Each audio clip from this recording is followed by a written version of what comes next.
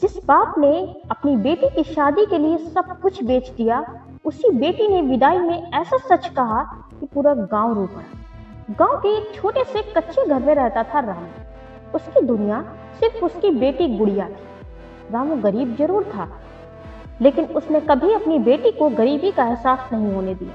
समय बीतता गया और अब गुड़िया की शादी की उम्र हो गई थी। रामू दिन रात बस एक ही चिंता में डूबा रहता, कैसे करूंगा अपनी बेटी की शादी। उसने अपनी छोटी सी जमीन बेच दी, घर के बर्तन तक गिरवी रख दिए, यहाँ तक कि अपनी पत्नी की आखिरी निशानी उसकी चूड़ियां भी बेच दी। गांव वाले कहते थे, रामू इतना मत कर, अपनी हैसियत में कर शादी। लेकिन रामू हर बार मुस्कुरा कर कहता, बेटी की शादी जिंदगी में एक ही बार तो होती है ना, उसमें कैसे कमी छोड़ दूं। आखिरकार शादी का दिन आ गया। सारा गांव सज गया, ढोल नगाड़े बजने लगे। रामू ने अपनी औकात से कहीं ज्यादा खर्च करके शादी की तैयारियां की, लेकिन अंदर ही अंदर वो पूरी तरह टूट चुका था। अब उसके पास कुछ भी नहीं बचा था।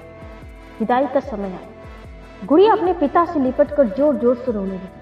तभी अचानक उसने अपने आंसू पोंछे या सबके सामने बोली, बाबा, आपने मेरे लिए सब कुछ बेच दिया, लेकिन आप एक चीज भूल गए।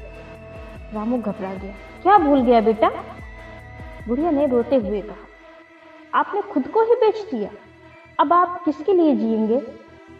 ये सुनते ही वहां खड़े हर इंसान की आंखें भर आई। फिर गुड़िया ने अपने पति का हाथ पकड़कर कहा, मैं इस घर से तभी जाऊंगी जब मेरे बाबा हमारे साथ चलें, क्योंकि मेरी सबसे बड़ी दौलत यही है। पूरा माहौल सन्न हो गया। दूल्हे ने भी सिर झुकाकर हाँ कहा, आज से ये मेरे भी बाबा हैं। रामू फूट फूट कर रो पड़ा। आज पहली बार उसे लगा कि उसने कुछ खोया नहीं, बल्कि सब कुछ पा लिया। तो फ्रेंड्स, आज का सवाल है, क्या हम भी अपने रिश्तों की कीमत समझते हैं, या फिर सिर्फ पैसों के पीछे भागते भागते उन रिश्तों को खो रहे हैं?